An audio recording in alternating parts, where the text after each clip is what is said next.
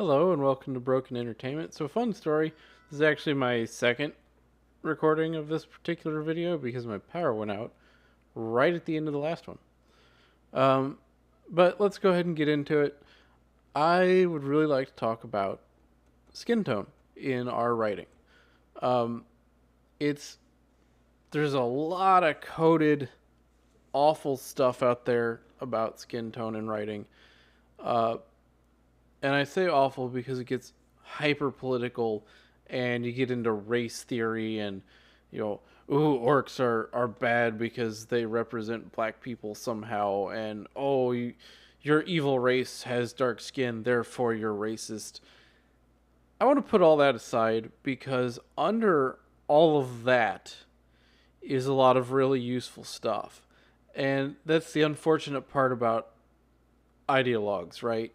Is they can have good points, but you muddle it all with political stuff and people just turn away.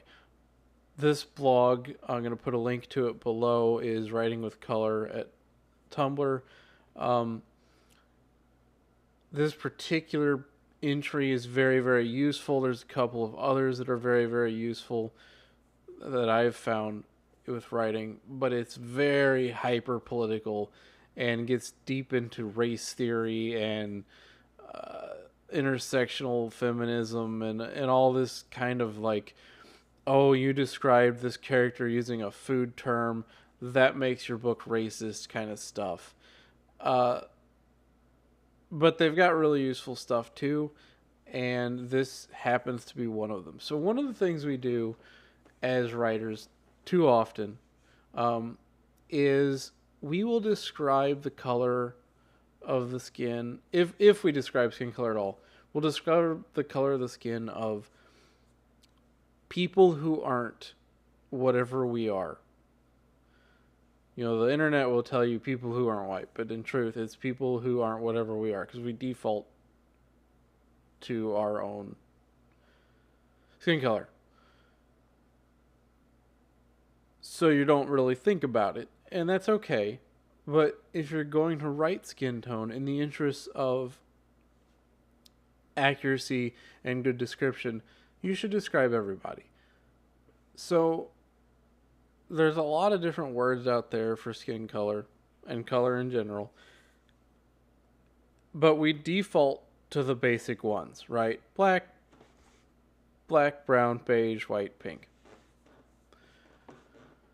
And those are fine, but they can be repetitive and shallow. Not offensively shallow, just shallow. It's black means a lot of things. Brown means a lot of things. Human skin tones aren't that simple. So this article really goes into, and I'm not going to read it all, I'm just going to kind of go over some of the colors. It really goes into a lot of really useful stuff about how to describe color in deeper, more interesting ways. So you go to the more complex colors, right? Umber, sepia, ochre, russet, terracotta, gold, tawny, taupe, khaki, fawn. These are great words to use because you don't see them all the time, and they elicit specific mental images, and they're more accurate because they're not these stark black, brown, beige, red, white.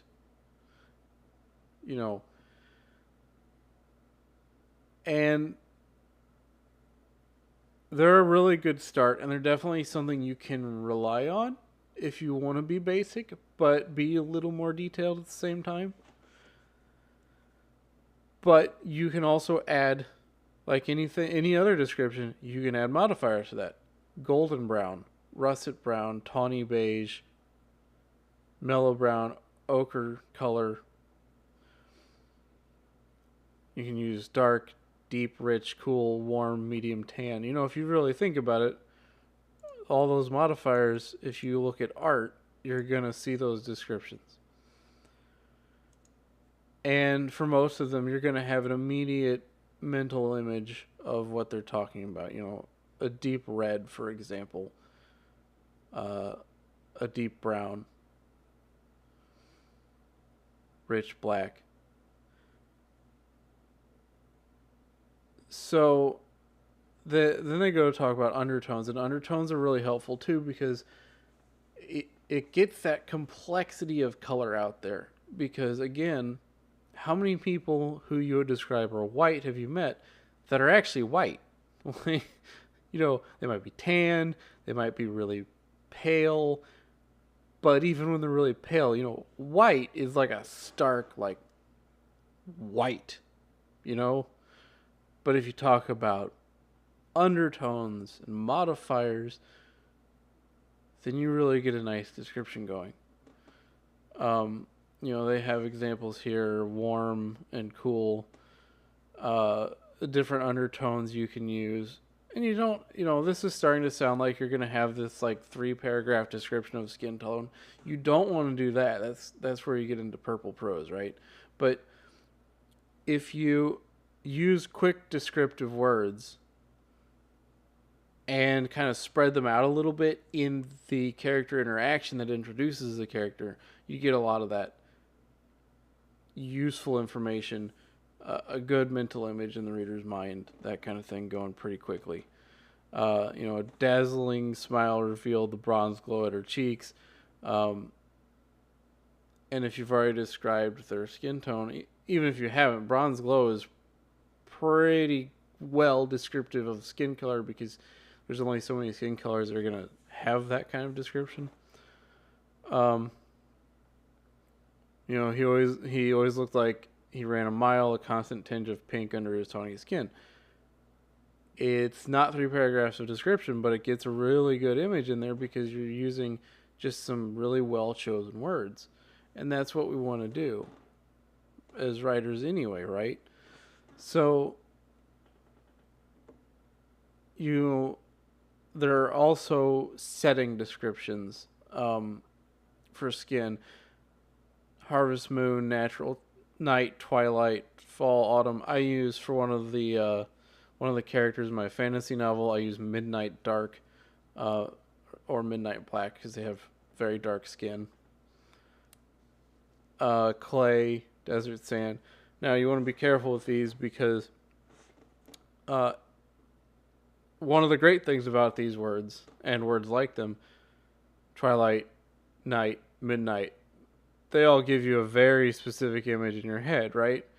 But they also give you a very specific image in your head. Mountain cliff, people are going to associate with weathered skin, aged skin, dry skin, that kind of thing. So you want to pick your words carefully. Think about what they mean to you, and make sure that you're not adding extra things. A mountain cliff skin tone 20-year-old, people are going to think they're really old, even though they're like 20, right? You can use flowers, but with flowers, you want to pick out colors that people are going to recognize. If you want to use rose, mean rose. Don't mean this color here, this like palish, pinkish white, because people think rose, they think red. Bright red. Yes, there are different roses, but that's not what people think. And make sure you're using words that most people are going to immediately, most people, calla lilies. But most people are not going to go, oh, the western coneflower. Yes, I know exactly what that looks like. And they talk about in here avoiding food names. And they talk about in here why that's racist. I think you should avoid food names because it's boring. We see it all the time, right? So let's get some interesting descriptions and let's talk about amber. Let's talk about, calla lily. Let's talk about these more interesting copper, brass, bronze, sard. Don't use sard. No one's going to know what you're talking about. Topaz, citrine, gypsum, obsidian. Let's use these more interesting words. And again, with the gemstones, because I use a lot of that as well, you want to be careful because either someone's going to have to look it up, which immediately pulls them out of the text, or onyx is extremely dark. So if you use onyx, make sure you mean onyx. My example of the character with midnight skin, I use midnight because that's a very accurate depiction of their skin tone. Their race, the Hydroxy, are very dark skinned. Very, very dark skinned. Onyx would work. Obsidian would work. Midnight Sky works. But if you're just talking about a normal human, those colors are out there, but they're rare. So just make sure that you're thinking about it in that kind of perspective. Same with eye color. How often do you read a book and they're like, they have green eyes? Well, okay, great. What shade of green? And don't forget, some people have light green or light blue or light brown or dark brown. I've seen people with eyes that are so dark brown they're like borderline black. And I've seen people with different flecks of colors in their eyes, which is interesting. And my wife, her eyes actually change a little bit in color depending on like environmental conditions. So that stuff's out there. Think about it in your writing so you can make these unique descriptions that really stick in people's heads.